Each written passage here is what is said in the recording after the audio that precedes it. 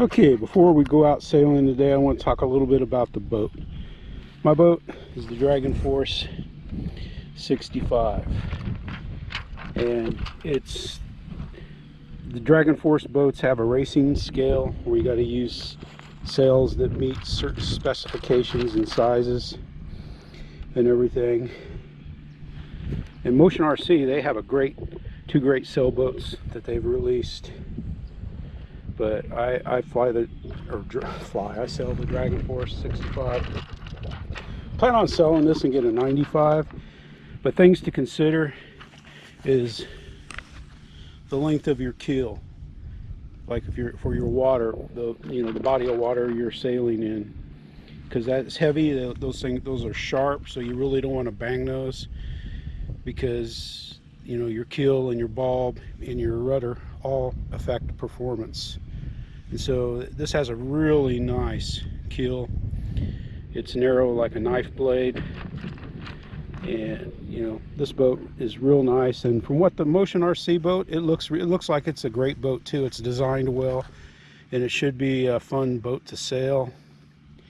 And then you want to tune your rig, and you can adjust how your mast, that's the tall stick that the sail attaches to, there is the mast. The lean of the mast is very important to get that just right, or your boat will not want to perform well and churn. And the instructions, like the instructions for the DragonForce, they had measurements to get it set straight. I've been sailing this for over a year, and I tweak on it a little bit, adjust the lines. You can adjust the lines. They have these little sliders on there. They're called bogies, and you can adjust it and slide. You can adjust the line. It pulls through that little eye there. You can adjust the tension, and there's that one there. There's one there for the front, adjusting it. And then on top of the boat, you have one servo that pulls both sails together, and you can adjust the tension of the jib right there. Right there is where I can push that forward or pull it back, based on the wind. I got this kind of set for strong winds. You can see I don't have much, the sails don't bag out much, they stay pretty straight. I don't know, that works well in most conditions. But if you follow the instructions, in your boat that you get, if you get the boat on Motion, you'll get a good setup. For my receiver, to power my receiver in the two servos, I use a 4-pack of AA batteries, and that thing will last. It'll last months. I'm about due to replace them, but then you can see I have a little the sail. That's funny. I come over here and the sail blocks the view. There we go. I got a little on-off switch for turning the power to the receiver on and off. And I just have a FlySky airplane receiver in there. I use the throttle channel to bring the sheets in and out, and I use the aileron channel for the rudder.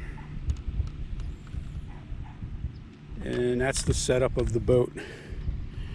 And this is the 65, so it's kind of tall, and it drafts probably, it's about a foot. So this is my feet are about a foot, so you can see you're probably looking at a 14, maybe 16-inch draft. So your body of water that you sail in has to be at least 16 inches deep or so, minus any vegetation on the bottom, so that you can sail without snagging on stuff.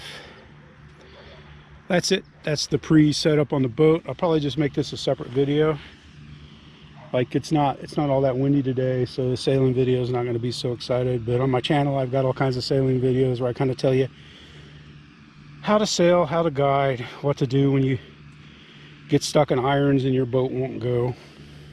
There's certain things you can do. You basically, the gist of getting out of irons to where your sails aren't producing lift and making the boat go is just to turn the rudder and let the boat back up, get pushed backwards, and then the bow will pivot around to where you can catch wind with the sails and get out of, you know, being stopped or so-called irons. That's it. That's the overview of the boat and a little bit on how to sail and stuff. And we'll get a video on the water now. Hope you're having a great day. We're having a great day. Tuco is at the dog park having fun. Jeff's out here in the sun having fun with the boat.